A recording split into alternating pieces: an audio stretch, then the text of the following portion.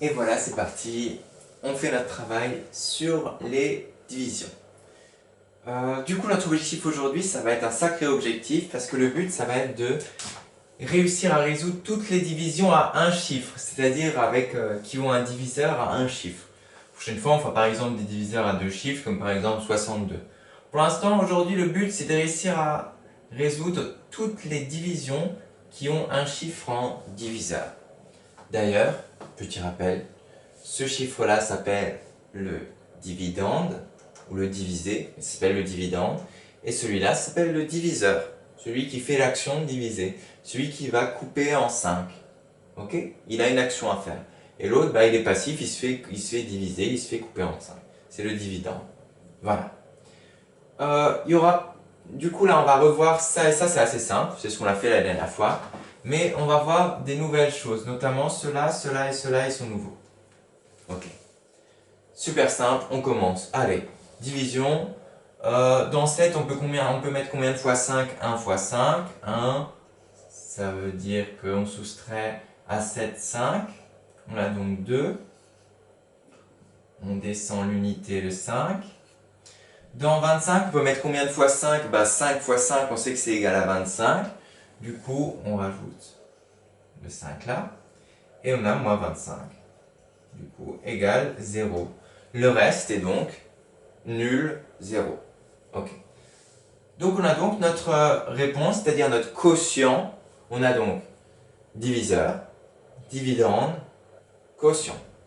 Notre quotient, 15, reste 0. Donc 75 divisé par 5 égale 15, entre parenthèses, il reste 0. Ok, on est bon. Voilà. Deuxième cas de figure qu'on a vu la dernière fois.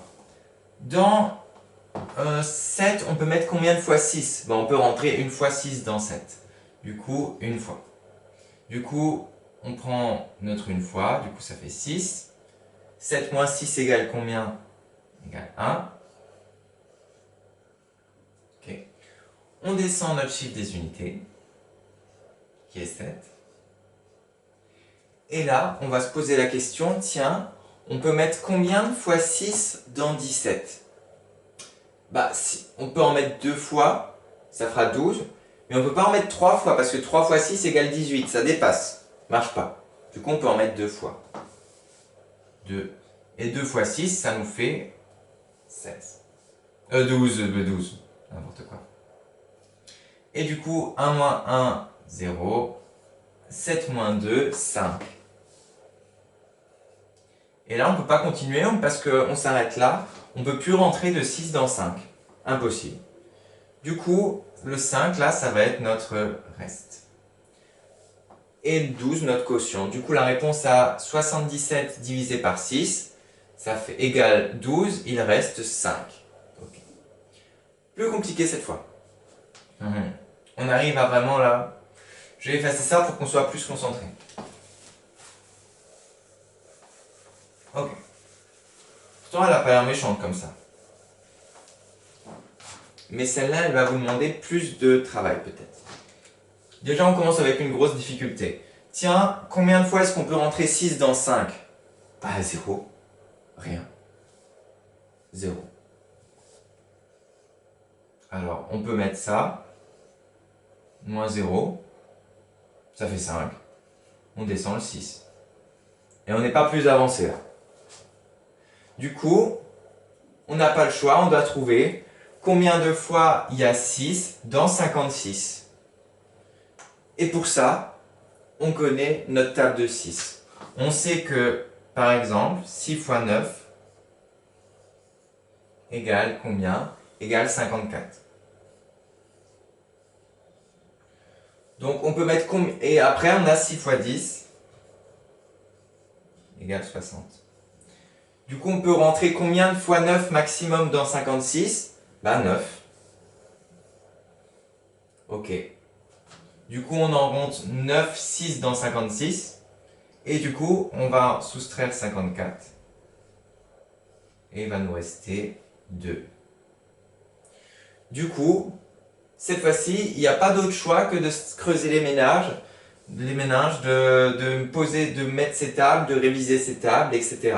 De savoir que tiens, on peut mettre 6 fois 9, 54. Et puis on peut faire des tests aussi. On voit par exemple, on écrit ces tables et on regarde, tiens, ça c'est trop haut, ça c'est trop... Du coup, je prends un peu en bas, au lieu de faire 6 fois 10, je prends 6 fois 9, je le mets dedans et puis voilà. Ok. On regarde, la division est bien finie parce qu'on ne peut plus rien rentrer dans 2. On est bon. Du coup, la réponse c'est à 56 divisé par 6. Ça fait 9. Il reste 2. Ok, je regarde si la vidéo tourne toujours. On est bon. Prochaine difficulté. On a déjà fait ça là. En fait, ça, c'est pas une difficulté. Hein. Elle va être plutôt sympa.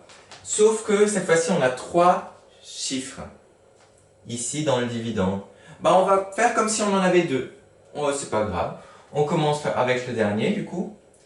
Dans 8, on peut rentrer combien de fois 7? Une fois. Du coup, on enlève nos 7. Et il nous en reste une. Et là, on fait comme avant, bah, on descend celui d'après. On descend notre 7. Et là, on se pose la question, dans 17, on peut mettre combien de fois 7? Bah, on sait que 2 fois 7, ça fait 14, mais que 3 fois 7, ça fait 21. Du coup, on ne peut pas mettre 21, mais on peut mettre 14 dedans. Du coup, 2 fois 7, 14. 17 moins 14, ça nous fait donc 3. Et enfin, on descend notre dernier. 36. Ok. Et 36, on regarde, tiens, qui est-ce qui est le plus proche? Je sais que 7 fois 4 égale 28. On va tous les noter. Alors, 7 fois 4 égale 28. On sait que 7 fois 5 égale 35. Et on sait que 7 fois 6 égale 42.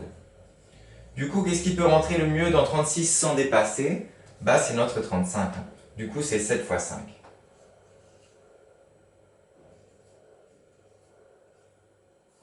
Et il nous restera 1. Ok, du coup, là on a fini notre division avec 3 chiffres en dividende. Du coup, 876 divisé par 7 égale 125, entre parenthèses, il reste 1. Fermez la parenthèse. Ok. Regardez bien ça si c'est pas encore clair dans votre tête. Remettez la vidéo en arrière et remettez. Mais pour les autres, on passe